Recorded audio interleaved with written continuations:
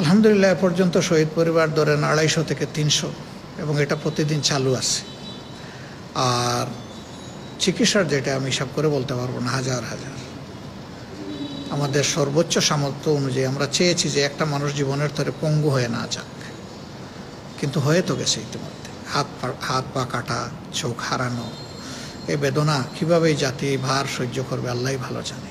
বিশাল ক্ষতি হয়ে গেছে জাতি, অনেকগুলা জীবন তো নিবেই গেল। আমরা যাচ্ছি, প্রতিদিনই যাচ্ছি, আজকেও যাব। আর শুধু আমি যাই না, আমাদের গোটা সহকর্মীরা এই সারা দেশে যাচ্ছেন আলহামদুলিল্লাহ। আর 1 লক্ষ টাকার যে বিষয়টা বলেছেন, এটা আমাদের প্রাথমিক সহযোগিতা, কিন্তু ক্ষেত্রবিদে সবার জন্য 1 লক্ষ হবে না। এটা অনেক পরিবার আছে তার পুরো আলোটাই নিভে গেছে, সেই জায়গাটা আরও ভালো করে দেখতে হবে।